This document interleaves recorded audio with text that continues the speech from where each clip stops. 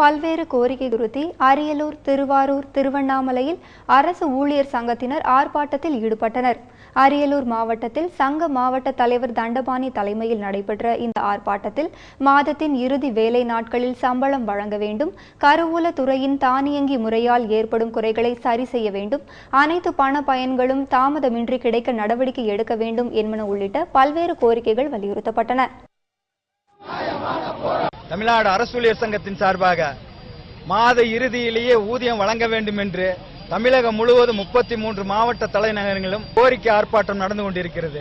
அரசு துறையில் வேலை பார்க்கக்கூடிய ஆசிரியர்கள், அரசு ஊழியர்கள் போன்ற பல்வேறு துறையில் வேலை பார்க்கக்கூடியவர்களுக்கு மாத ஊதியம் கடைசி இறுதி வேலை நாளில் சம்பளம் வழங்காமல் அடுத்த மாதம் 15-20 தேதிகளில் சம்பளம் வழங்கக்கூடிய அவல நிலையில் இன்றைக்கு அரசு செயல்பட்டு வருகிறது. இந்த அரசு இதை கவனத்தில் எடுத்துக்கொள்ள வேண்டும் என்று சொன்னால் எதிர்வரும் காலத்தில் அரசு ஊழியர்கள், ஆசிரியர்களை ஒருங்கிணைத்து சம்பளத்திற்காகவே ஒரு நாள் வேலை நிறுத்தத்தை செய்வதற்கு அரசு ஊழியர் சங்கம் தயாராக இருக்கிறது.